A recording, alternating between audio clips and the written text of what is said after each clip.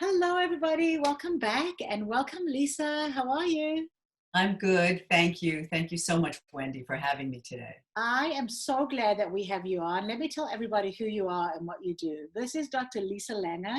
Lisa is a clinical psychologist. And what I really love about what you do and who you are, and you really embody this, is that you combine traditional psychology with mindfulness. And I know you've written a book, and in your practice, you treat people who have, are dealing with grief and anxiety and stress and changes and transitions, and you do that with couples and individuals. And this could not be a more prevalent time to be talking to you, because we need you. We need people like you who have experience and knowledge and wisdom, because this couldn't be more of a transition. I don't think any of us alive today have experienced such a transition.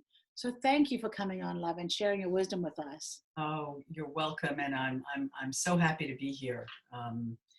Yeah, none of us alive today have ever experienced anything like this before. Yeah. And people are just living with so much uncertainty now. True uncertainty, Yeah, because truly.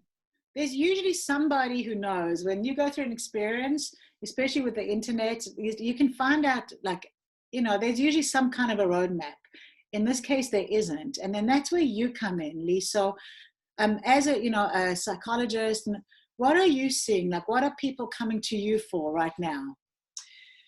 So what I'm seeing a lot in my practice is, unfortunately, that people who have been living with certain anxieties and certain issues, both individuals and couples, depression, um, some serious transition issues, maybe divorce, maybe medical challenges. It is heightened now. Everything is now against the backdrop of the coronavirus and the fact that we are all still, especially here in the Northeast, sheltering in place. So there's an exaggeration, unfortunately, of people's feelings and people's fears. And so it makes it really extra hard to deal with your stuff. That's what I'm seeing. Yeah. Yeah. So something which I want to talk to you about is grief. This is such a time of grief. Like, people are losing family members and friends, and there's also real grief to, you're losing your job and your life and your income. And so can you help us a little bit and give us a little bit of counseling on that? What are you telling your patients? Oh, I think that you froze for a second. Okay, good. Can you? Yeah, just for a minute. Yes. So, the people that are talking to me, you're right. Everybody is experiencing some form of grief, even if it's not the loss of a family member or the loss of your job. Every single one of us has smaller losses, which aren't so small. It could be the fact that your child is not graduating either from high school or college. It could be the postponement and maybe indefinite postponement of a wedding or a bar mitzvah or something really important. Some of the bigger things are people who have been scheduled for surgeries and surgical procedures that are technically not essential, because the hospitals are truly, especially, I know North Shore Hospital and the city hospitals are mainly seeing COVID-19 patients. So people have had to postpone like real medical issues. So, grief can show up in a lot of different ways. The one way that I think really we should talk about here, and especially talk about to you, and as soon as people can get back into the salt cave, I really would recommend it, because grief can often show up as inflammation, as body aches, as fluctuating injuries, as headaches, jaw aches, and we don't always sort of join the two together. And I am seeing that. I'm seeing I always talk to people about, how are you sleeping? What's your sleep pattern been? Have you noticed any changes? Are you sleeping at all? What's your eating like now? What's your diet? So grief can show up. We try to manage grief in different ways, and sometimes we're not even aware that we're grieving. And sometimes, like I said, there are the obvious, losses of family members or friends, and just the terrible tragedy that goes along with that. But we're all living in a time of just loss of our prior way of living without any knowledge of when that could come back. So so I ask people how they're eating, how they're sleeping, how's their level of I don't always use the word irritability, but for this purposes, are you irritable? Are you getting triggered? Can you focus? If you're working or not working, can you concentrate? What's that like? How are you getting along with the people you're living with, if you're living with someone? So, that's how it's showing up for a lot of people. And then also people who are not suffering in ways like they're not on the front lines, or maybe a family member, everybody's well. There's like this sort of already a survivor's guilt. Do I have a right to complain? Do I have a right to even grieve or feel bad or and yeah, you do, because your life is your life. And so I talk to people about that a lot too. Is there anything else?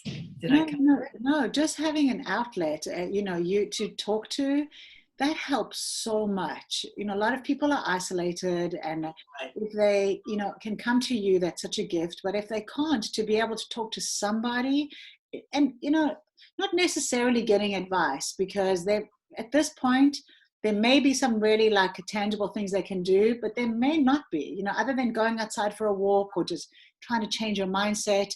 But having somebody listen to you, that is huge right now. It is huge. And that's a great point, Wendy. And if you're not living with someone, and even if you are, having calls, Zoom calls, FaceTime calls, just regular, phone calls with family and friends. Personally, I touch base with several friends once a week. I look forward to that. I know many people are having virtual happy hours, or, families are getting together on Zoom, and just to touch base. And I think that is a helpful outlet. I think, in terms of therapy, for example, or this kind of a forum, just having a place to be witnessed, and saying out loud some of the things that are bothering you. And that's really, really valuable. Yes. And also like having, you said something really important. You said, that survivor's guilt, or just that if it's not, and you said, and that's okay. Like we all are going through something traumatic here, and it's different degrees, but you giving permission, that means a lot. Like I heard somebody say the other day, it's okay to not be okay. Right. Especially, we've been sort of sheltering in place here in the New York area for now. I keep a little record of, how many weeks I've been seeing people from home via Zoom, and we're going into the 10th week of this. And very well, because, the Salt Cave had to close for a while, and everything switched to online. Sorry, I forgot my train of thought, but we've been at this a long time. Yeah. And we said it's okay not to be okay. And yeah. Oh, at the beginning, there was a lot of like, oh, you can take this as a retreat, and, more family time. And I mean, all of that stuff is great. But now, people want to get out a little bit. People, even just going for a walk or a drive in the car, it really, I would say, and I do say this to people, to just take the pressure off yourself a little bit. if you're not cleaning every room in your house, if you're not cooking gourmet meals for your kids, if you're not, even doing your exercise routines or your meditation routines in the same way, I think it's very important to be very kind, very,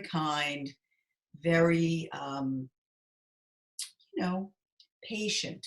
I think kindness and patience with ourselves and certainly with everyone else is really a wonderful way to deal with grief, to deal with loss, to deal with everything that we're facing right now.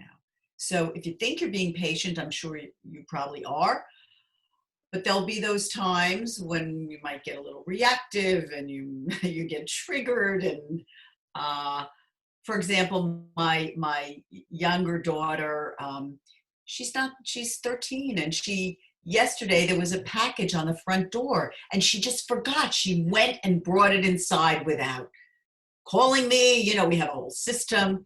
And so I got triggered by that. And I had to talk to her later and say, I'm sorry. It's just really stressful all around. So those kinds of things, being able to say, I'm sorry, being able to say, please, and thank you. And I know that sounds really basic, but just common decency with ourselves and each other is key. What I love about the story you just shared with your daughter is that, yes, you were triggered. I mean, it happened to me the other day. I was walking into the garage with my daughter and I said, don't touch the door. And as I said, don't touch the door, she puts her hand flat on the door. And I went nuts. Like, I overreacted and I was like, I just told you, like I screamed at her. And then what I like what you said and what I also did is I apologized afterwards. I said, I'm so sorry. Like in that moment, I just blew up. And that is going to happen. But as long as we keep communicating with each other, I mean, living together and being with each other such concentrated amounts of time is not our natural behavior either. So, we're going through these mood swings with each other that we normally don't have. Right. I wanted to say a little bit just in terms of some of the other grief, even the change, even though you're working from home, let's say, and offering online programs at the Salt Cave, or, I'm seeing people at home where a lot of people have shifted their work life to home. That's a huge loss. It's really a big loss. And certainly, of course, the 20 million people who are out of work now. But these, it's important to recognize what the losses are for yourself that engender grief, and give yourself permission to experience yours. No, that's true. And also, so then you start looking at it like, okay, if I'm not this person who at the moment in time that who gets up and gets dressed and goes to the city or goes to work or whatever it is, who am I and who do I want to be? And this is where the opportunity comes in, and this is kind of a good segue into your mindfulness, because we get this opportunity to really create who we want to be at this time. Like, it is a pause, a forced pause, but still it's a pause. And so I know that you've taken this time and you are launching your book on mindfulness, which is amazing. Right. I also think people are more open to it because some people are really looking at, okay, what serves me in my life? What relationships serve me? Does the medical community serve me? What is it that I want to create? So can you talk to us about your mindfulness and how you use it in your practice, and also, a bit about your book? Sure, thank you. I just wanted to say one thing about what you just said, Wendy, that I think is important. This reflection on who do I want to be now? How can I create my life now, based on the circumstances? And who do I want to be at the end of it? How do I want to come through this? What might be important to shift or create or let go of, in order to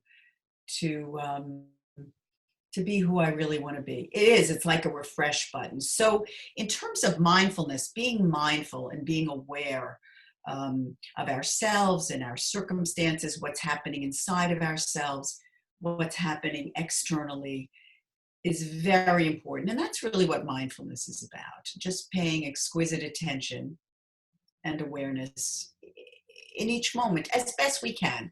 And it is a practice. Mindfulness is a practice. This is always sort of something we come back to, in a formal meditation practice, the mind wanders and we bring it back. In our just daily living, sort of informal practices, we get to refresh ourselves, if you will, moment to moment, and ground ourselves and settle ourselves and keep our mind as clear as possible. And that's a way to really create the present moment. So, Liz, do you have one exercise you can give us, for mindfulness, something that you could suggest that people could do now? Yeah. So so there's a number of things, but this is a really practical example. So if you find yourself, if you have to go out, because most of us do have to go out at certain points, and, we're wearing our masks, we are possibly gloved, we are avoiding each other, we're going into stressful situations, I have found that just being aware of breathing, very important while you have a mask on. Very, very important. This is something I haven't really heard spoken of much. We do different breathing exercises, inhaling, exhaling. I would suggest that when you're wearing a mask, you consciously take deep in breaths and an extended exhale. So you're inhaling and exhaling just a little bit longer, and that's going to settle the body. We could do an exercise now, but I think this is better. I want people to, we're not used to living with a mask on. No. And the question becomes, how do you breathe wearing a mask? And so this is something that we can all practice, when you have it on. So you're going to inhale, and I would say you can either inhale through your nose or inhale through the mouth and the nose. That might be better because you'll get more oxygen in. And on the exhale, you could breathe out through the mouth, breathe out through the nose. You'll be exhaling some carbon dioxide and settling the body. So that alone would be, I think, a really great practice. You can even practice at home. I know that might sound a little out there, but I think most of us have had this experience. We go out, we can't get the mask on, then we got the mask on, we can't breathe. So just a simple breath practice, inhaling and exhaling, maybe pausing at the end. You could do that 3 to 5 times, or as much as you need to settle when you're out in public wearing a mask. So simple and so brilliant. And it's true, because no matter what, like you said, it's going to settle the body. It's going to make you calmer when you're consciously breathing, because it's very stressful. You go into the supermarket and then, you start having a little bit of panic. Yes. And so the breathing, what you've just explained, is brilliant. Everybody can do that. It's not, this costs nothing. It's just, so that was a really good, tangible tip. And honey, can you tell us about your book? And I know the book's launching this Wednesday, right? Yes. So the book is, you want me to show it to you? Yes, please. I would love to see it. Well, So it's a little, can you see the bottom? Yes. So it's gorgeous. Deeper into mindfulness, next steps to sustain your meditation practice and find inner peace. It was really, thank you for bringing it up. It was really written, I was inspired by the people that I've taught the mindfulness-based stress reduction course to, which is an 8-week course. Many people are familiar with that, but just all the mindfulness workshops and talks I've given, because people have asked me, well, what do I do now? I've done this practice, I can meditate a little bit. How do I keep it alive?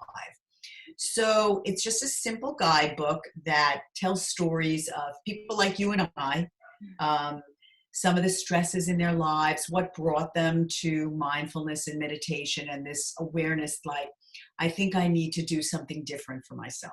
So it's real stories. I interviewed people. Of course, the names have been changed. So in every chapter, there's a real story. Then there's a teaching piece about the particular theme. And there's about 8 or 9 chapters. And then in each chapter, I answer the most commonly asked questions along a certain topic. So for example, one chapter is setting an intention for your practice. And I just give suggestions on how to do that. And then people ask questions about, like, well, if I do this or that, and what do I need to do? So 5 questions in each chapter. And then there's video interviews and video practices that I've recorded just like this on Zoom. And they're embedded in the book, which you can watch with a QR code app on your iPhone. And it's really cool. So it says, like, watch, you just hold it up and watch the video. And you see people like you and I, or listen to me guiding a practice. And so I have about 8 or 9 of those. And then lots of resources for mindfulness. Oh, one more thing. All the proceeds from the launch will be going to Feed America COVID-19 Fund. So, wow, yeah. Lisa, Yeah. amazing. Well, I mean, so kind of you to do that. And what's so incredible about this book is that, in this time, if people get your book and then they learn, let's just say they take one thing out of it. And let's say that's what you said, you're setting an intention. And that becomes what they use in their life. And in 20 years' time, they telling somebody about setting an intention. That's such an unbelievable pearl of wisdom to garner right now and be able to put in your life and maybe share with people. And it sounds like there's lots of that kind of wisdom in that book. Yeah, I try to, mindfulness has been out there for a while, and sort of the mindfulness revolution. But the thing about this book is that it's very simple, very basic, practical. You could even start a meditation practice from this book. You don't have to have experience in it. And I think, just listening to how people have struggled and kept it alive and gone back to it and all the different things that work. So meditation comes down off this sort of like pedestal or this unattainable thing. And it's just really accessible. And I agree. If someone takes just one thing from something as simple as, wow, this person struggled with it and had this kind of stuff going on in their life, and learned how to meditate anyway, and I could do it potentially. So right, and that you don't have to be a monk living in a cave somewhere to be able to be mindful or to be able to introduce meditation. It could be a baby step, and that's what your book teaches. Yes. Yeah, very few of us can have the luxury in some ways of living in a cave, although some would say we're living in a cave now, but there's a lot more stuff we're doing than that. But yeah, so this is really, we all have real lives, and everybody has stresses and things that impinge on them. And so it's a way of just living your life more intentionally, with more awareness, with greater mindfulness, really. Well, Lisa, how lucky somebody would be to have you as their psychologist with this mindfulness, intention when working with them. And are you? I'm going to put your contact information, on the bottom of this interview. And do you still have place if people need you to fit into your practice? Because I know you're super busy. Well, it's possible. It depends on the hours. Yeah. Wendy, I just wanted to say one more thing. Yes, please, honey. Which is that I came to mindfulness because I needed it in my life. I was, I found it in my 20s. I let go of it. I learned to meditate. Then I let it go for years and returned to it because I found myself really getting too stressed about work with my children, all of that, and I needed it. So my own suffering, if you will, brought me to it. And I practice, as often as I can, and it's helped me. So that's why I offer it too. People say, well, do you experience that, Lisa? How are you doing in this time? It's actually created a huge intimacy, both in therapy, since we're all going through this together. But I did want to say that I came to it out of my own personal need, which is really what draws people. Well, exactly. And that's the thing is we're living in a time of sophisticated people, savvy people, and they can tell what is authentic and what isn't. I mean, it's clear that this to you comes because you have suffered and it's been your journey of healing and you want to share what you've learned with people. And you've taken stories of real people and you've said, okay, maybe my story wasn't exactly your story, but try this one. And the authenticity of that is what people are drawn to. And I tell my own story in the book too. I tell a little bit. I tell my story too. So it's very user friendly, as I like to say. So how can we get it? So on Wednesday, I'm going to be a customer. Tell us, how do we get it? Thank you. So on Wednesday, which is the book launch day, you'll get an email that has the Amazon link. So that's May 13th. I just want to make sure people understand. May 13th. You'll have the Amazon link, but anyone can just go into Amazon and put in Deeper into Mindfulness Lisa Langer and it'll come up. And so you can get it in a Kindle edition and a paperback. It's just $9.97. It's affordable for people, I think. Yeah. So it's available on Wednesday. Oh, Lisa, I'm so proud of you, especially at the time. And these are the tools that we need right now. That whatever can change in your life, whether it's for a moment or for a day or for years to come, that is a gift to be able to have that kind of tool. So thank you so much, love. Thank you, Wendy. And you've done a wonderful thing. I mean, we know each other, right? We met right before you opened the Salt Cave, and you've really grown it. And I just can't wait for you to open again. But in the meantime, you're doing, wonderful online things and also offering these kinds of talks. It's important. So that I want to show people there's help out there. There's somebody like Dr. Lisa Langer who can really help you through this time. So it's important to me to be able to share the tools that I have in my life with people, just like you're doing. So thank you so much and stay safe. I will. You too, Wendy. Take care. Thank you. Thank you. Bye.